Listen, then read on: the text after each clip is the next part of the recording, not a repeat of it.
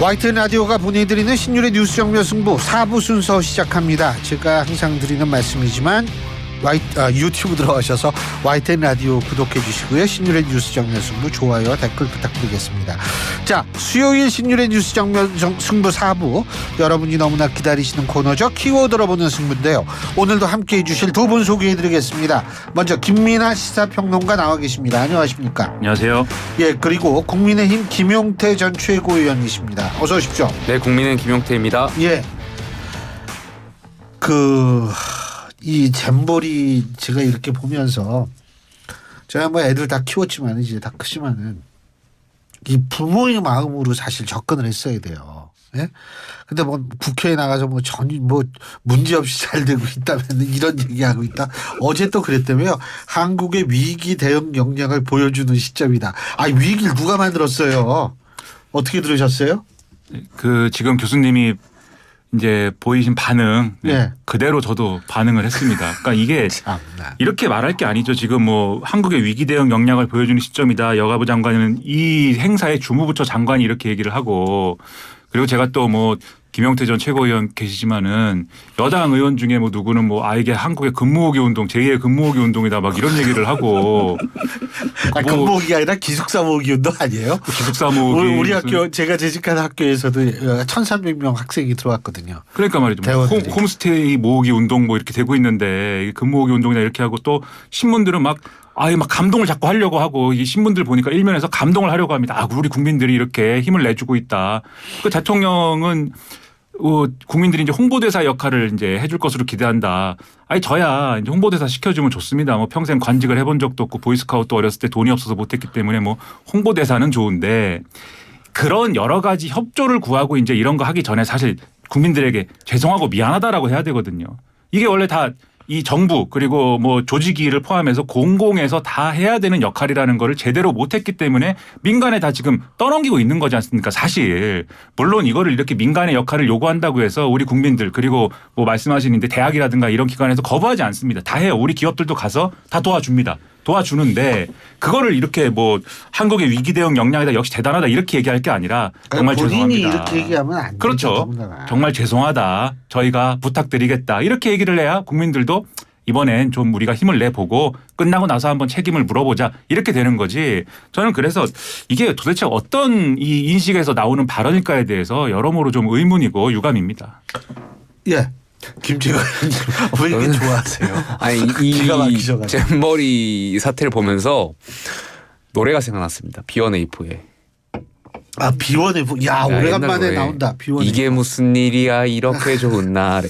정말 이게 노래라도 안 부르면 제가 욕을 할 것 같아가지고 방송에서.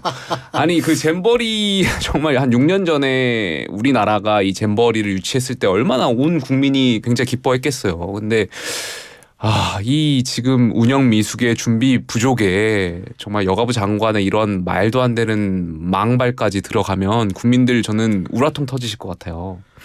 그러니까 이게 새만금 간척지에 43,000여 명이 모이는 거잖아요. 그렇죠. 새만금 옆에 있는 무주가 인구가 49,000명 정도 된다고 합니다.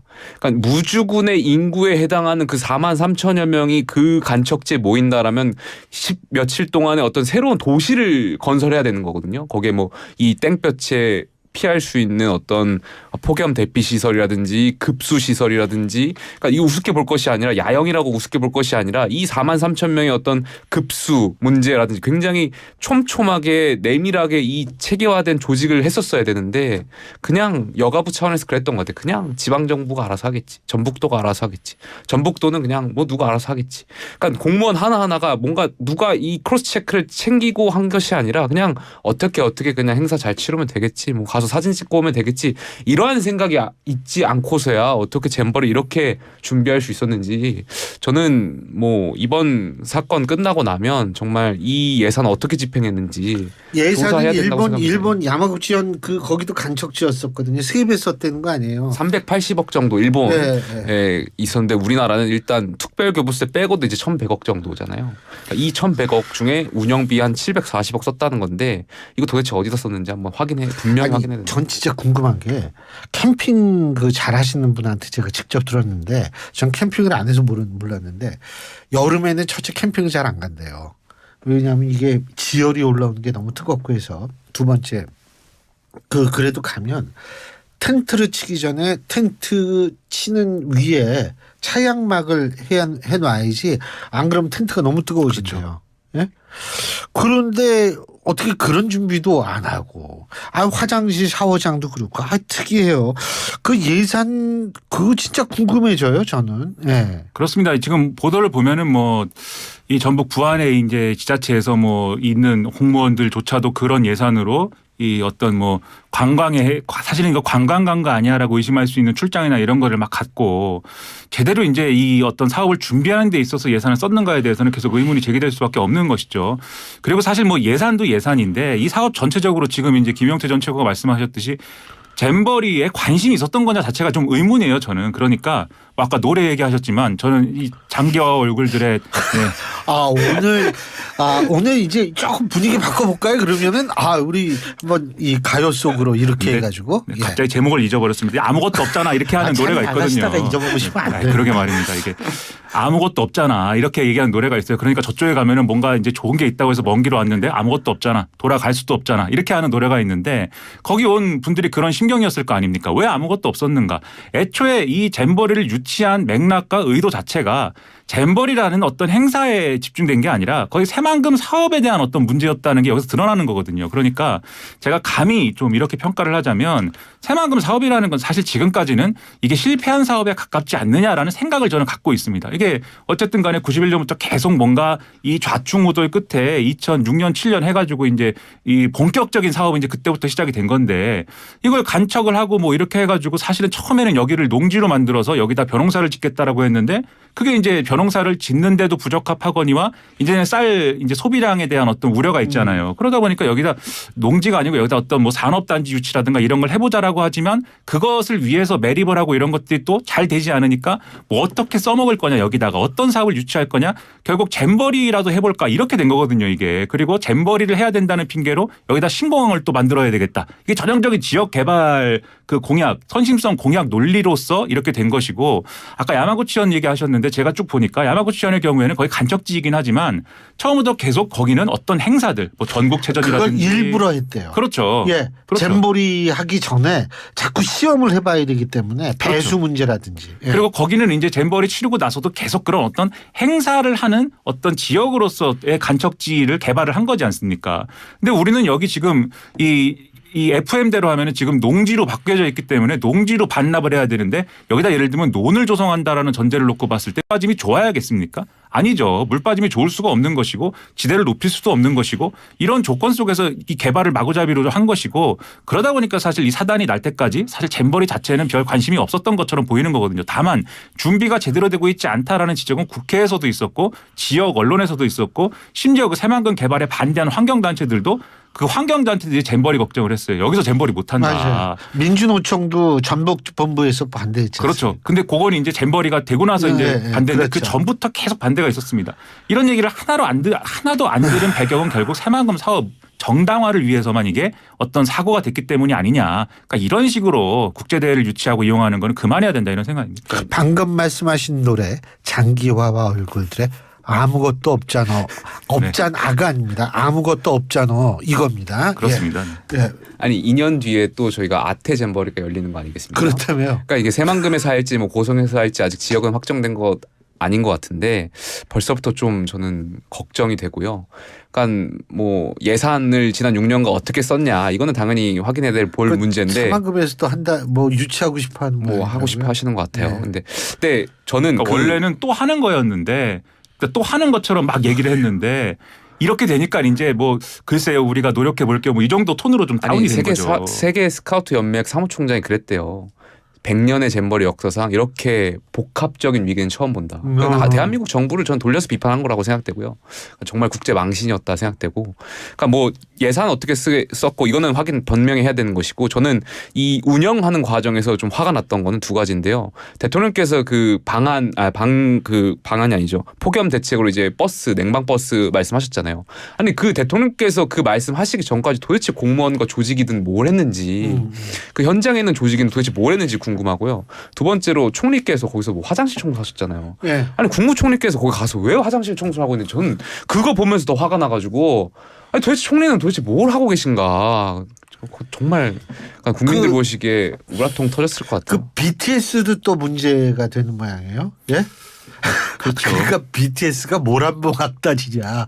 지금 아미 쪽에서 이제 그렇게 얘기를 하는 모양인데 어떻게 보세요? 그 사실 BTS가 이 멤버들 중에 뭐 2명, 3명, 3명입니까? 군대를 지금 간 상황이지 않습니까? 한 명은 가 있고 한 명이 이번에 갈 겁니다. 아, 2명이. 예. 그러니까 그런 상황이기까지 한데. 2명 가 있대요. 2명 가 있답니다. 죄송합니다. 이게 이거 틀리면 안 되는데. 아미한테 큰일 날 뻔했어요. 2명 같대요. 그러니까 고맙습니다. 큰일 날 뻔했습니다. 예. 뉴스를 밖에 아미가 계신 것 같습니다. 예. 뉴스를 많이 보다 보니까 숫자들이 헷갈려요. 네, 그 맞아요. 둘인지 셋인지 막. 근데 이제 이런 상황인데 이게 상식적으로 군대에 가 있는 분들까지 데려와 가지고 그것도 단 며칠 만에 무슨 공연을 해라라는 거는 상상하기 어려운 거고요. 제가 이제 왕년에는 대학에서 스쿨 밴드를 했습니다. 기타도 치고 그랬는데 스쿨 밴드도 며칠 전에 이거 하라 그러면 못 합니다. 스쿨 밴드처럼 이렇게 좀 많은 사람들이 아마추어니까는 좀 넓은 마음으로 봐줘야 되겠다. 이런 자리도 그렇게는 못 해요. 그렇다고 하면은 이게 이 우리 정부가 그러면 이런 이제 아티스트들에 대해서 어떤 인식을 가지고 있는 거냐에 대한 의문이죠. 그리고 이 잼버리에 참가한 우리 젊은이들에 대해서는 또 어떤 인식을 가지고 있는 거냐. 결국 이런 거 아닙니까? 우리가 잼버리의 어떤 그 야영과 관련돼서는 너무 많은 실패를 했지만 일거에 뒤집기 위해서는 우리 전 세계적으로 인기가 많은 K-팝을 이 사람들한테 꼭 보여줘야겠다. 그러나 이 사람들이 그거 보고 좋아하겠지. 그러겠습니까? 스카우트 정신을 실현을 못한 그런 잼버리의 어떤 참사였는데 그리고 이 아티스트들도 뭐 노래 그냥 하면 되는 거 아니냐. 무대에 부르면 하면 되지 않느냐. 그렇지 않죠. 이 아티스트들도 완벽한 무대를 보여주기 그렇죠. 위해서. BTS 정도면 당연히 그렇죠. 그렇죠. 월드스타인데. 그렇죠. 얼마나 준비를 많이 해야 되면 만약에 그 무대에서 정말 그 아티스트들이 무대를 망치기라도 해보세요. 그것을 어떻게 감당할 당연하죠. 것이냐라는 고민이 전혀 없는 것이기 때문에 이렇게 무슨 사람들을 활용하고 이렇게 단선적으로 접근을 해가지고 뭐가 된다라는 생각 이런 생각은 80년대에나 하는 생각이지 지금은 이렇게 접근해서는 안 되는 것이다 이런 생각입니다. 갑자기 그 김민하 평론가님이 80년대 말씀하시니까 옛날에 그 관제 무슨 청년 축제 이래서 국풍 80일 뭐 그렇죠. 이런 거 있었잖아요. 그렇죠. 예. 아직 그 나이는 아니실 텐데. 저는 그때 안 태어났습니다. 안 태어. 태어나기 왜 아는 척하고 그러세요? 태어나기 1년 전이었기 네? 때문에 아. 네. 조금 가깝긴 합니다 그때. BTS 그 팬 아니세요?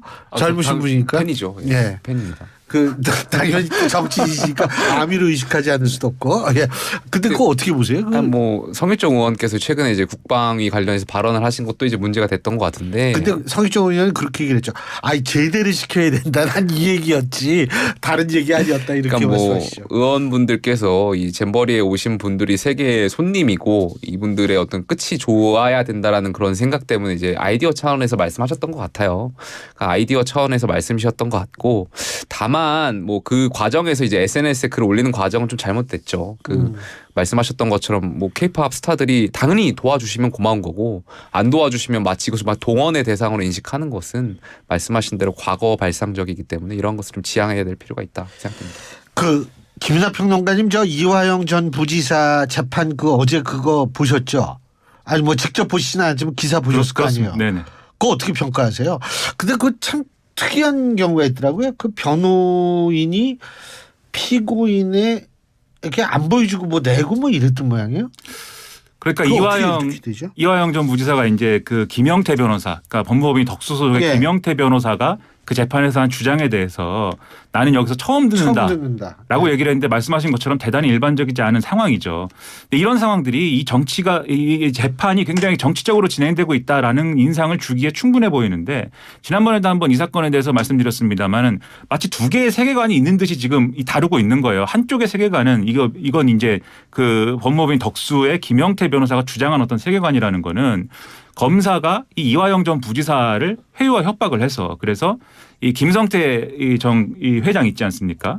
이 쌍방울에 예. 그 김성태 전 회장과 대지를 시켜서 이 김성태 전 회장이 일종의 이 대북 송금한 거에 대해서 이재명 대표에게 당시 도지사에게 보고했다라는 것을 인정하지 않으면 내가 여러 가지를 다 진술할 것이고 폭로할 것이다. 과거에 무슨 뭐 이 자신들이 뭐 이해찬 전 총리가 운영했던 조직에 뭘 후원금을 냈다든지 뭐 이런 등등의 내용까지도 다 진술할 것이다. 뭐 이렇게 회유를 하여서 문건이 나와 있는 모양이더라고요. 그게. 그렇죠. 이것을 다 이제 이 폭로하겠다라고 하니 이런 것으로 인해서 회유와 협박을 당해서 피고인이 이런 주장을 지금 하고 있는 거다라고 김영태 변호사가 주장을 한 겁니다. 요게 이제 근데 요게 민주당에 가까운 사람들이 갖고 있는 세계관인 것이고 지금 이제 그 반대쪽에 우리 국민의힘과 또 이제 검찰의 이런 인식이라는 거는 그것이 거짓말이고 그것이 꾸며낸 얘기고 오히려 이화영 전 부지사는 이재명 대표를 감싸려고 지금까지 하고 있다가 진실을 얘기하기 위해서 마음을 바꾼 것이지 이 진실을 얘기해서 마음을 바꾼 것을 이 진술을 못하게 하기 위해서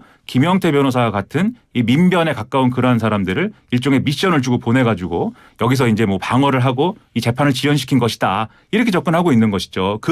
이 사정이 재판을 통해서 거의 생중계가 된 건데 여기서 중요한 거는 그럼 피고인이 어느 쪽에 동의를 하느냐 아니겠습니까? 피고인은 지금 말씀드렸다시피 김영태 변호사 얘기 처음 듣는다라고 본인이 진술을 하고 있어요. 그것이 뭐 진실을 외면하고 자신의 어떤 법적 책임을 줄이기 위해서든지 왜냐하면 이제 그냥 두면 자기가 주범이거든요. 근데 이걸 진술을 지금과 같은 방식으로 하면은 이재명 대표가 예를 들면 주범이 되고 자기는 종범 내지는 뭐 공동 정범이 되니까 그렇게 그런 자기의 어떤 법적 이익을 따르기 위해서든지 아니면 정말 진실이 그렇기 때문이든지 어쨌든 재판은 피고인의 권리를 주장하는 거 아닙니까? 그렇다고 하면은 앞으로의 재판이라는 건 아마도 이런 잡음이 아니라 이화영 전 부지사의 의사에 따른 재판을 이제는 해야 되는 거 아닌가 그렇게 볼 수밖에 없는 상황인 것이죠. 예. 김영태 전 최고예요. 그럼 막장 드라마 시즌 1을 넘어서 저는 시즌 2로 가고 있는 것 같고요. 아니 지난번에도 여기서 그 이화영 전 부지사의 그 사모님 아내분의 그 발언들 변호사 바꿔달라고 한 그 내용들도 이해가 안 갔지만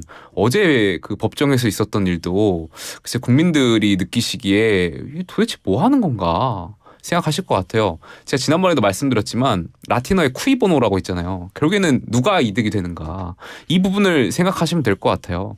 변호사들한테 한번 물어봤더니 그 구속되어 있으면 자기 보신을 생각할 수밖에 없대요. 당연하죠. 그러니까 당연히 이화영 전 부지사 같은 경우 본인이 이제 사실대로 아마 진술을 바꿨을 가능성이 높고 그러다 보니까 이렇게 진술이 바뀌게 되면은 아무래도 이재명 대표의 어떤 공조 혐의가 있을 수밖에 없다 보니 이재명 대표 측이나 민주당에서는 아무래도 이 법정 재판을 지연시킬 수밖에 없을 것이다. 이렇게 보는 것이 저는 합리적일 것 같아요. 그러니까 그렇지 않고서야 왜 이런 말도 안 되는 일들이 벌어진지 이해가 안 가고 저 아까 김민하 평론가 말씀하셨던 것처럼 피의자가 피고인이 원하시는 대로 그 원하시는 변호사와 법정이 계속 갈 수 있도록 좀 도와주셨으면 좋겠어요.